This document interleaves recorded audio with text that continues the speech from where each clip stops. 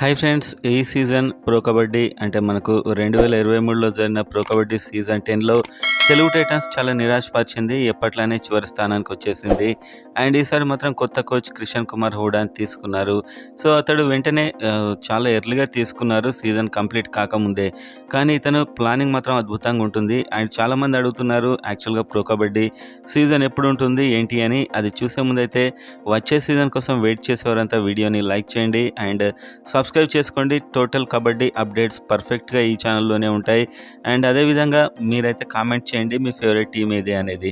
So వీడియోలోకి వెళ్తే pro kabaddi season next season అంటే మనకు వచ్చే సీజన్ అయితే జూన్ జూలైలో దీనికి సంబంధించిన రిటెన్షన్స్, రిలీజెస్ అండ్ యాక్షన్ మొత్తం కంప్లీట్ అయ్యి అతి త్వరలోనే జరిగే అవకాశాలు ఉన్నాయి. అందుకే అన్ని టీమ్స్ కూడా హడావిడిగా తమ యొక్క ప్లాన్స్ వేస్తున్నాయి, కోచ్ని మారుస్తున్నాయి. అండ్ పునేరి పల్టన్ మనకు సీజన్ 10లో చూసినట్లయితే 8 నెలలు ప్రాక్టీస్ చేశారు వాళ్ళు. అది సాధారణమైన విజయం కాదు, పర్ఫెక్ట్ ప్రాక్టీస్. సో తెలుగు టైటాన్స్లో హడావిడిగా చేయలేదు. ఈసారి ఇంత ముందుగా కోచింగ్ తీసుకున్నారు కాబట్టి ప్లానింగ్ చాలా ముందుగానే ఉంది. అండ్ ప్రాక్టీస్ కూడా చేస్తారు అండ్ మంచి ప్లాన్తోనే వస్తారని చెప్పుకోవచ్చు. సో క్రిషన్ కుమార్ హూడా ఇలాంటి ప్లేయర్స్ని తయారు చేసే కోచ్ కాబట్టి పవన్ను కూడా ఆల్మోస్ట్ రిటైన్ చేసుకోవచ్చు.